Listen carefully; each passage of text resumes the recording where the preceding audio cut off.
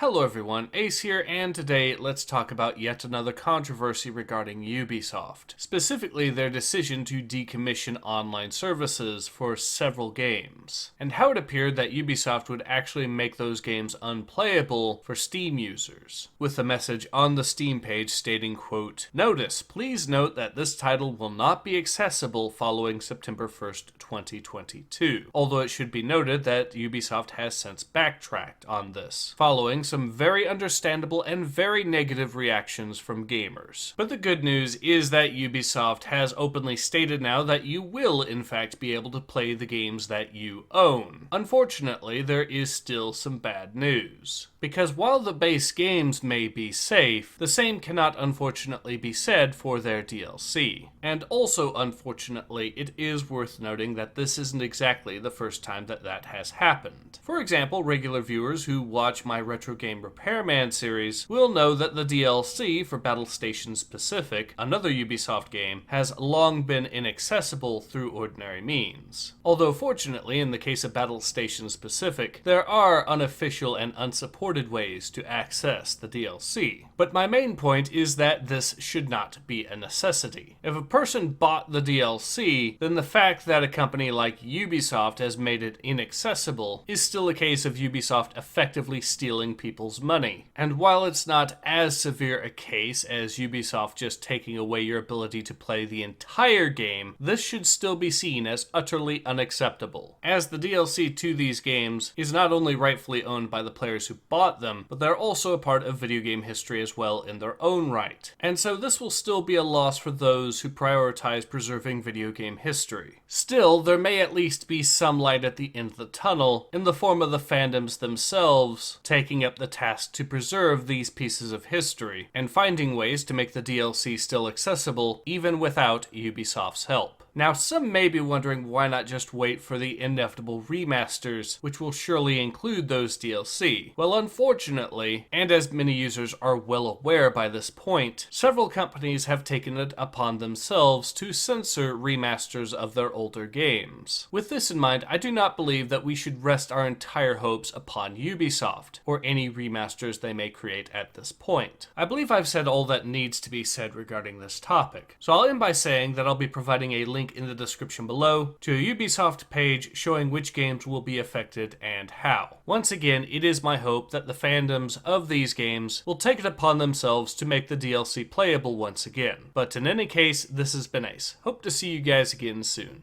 Take care. Ace out.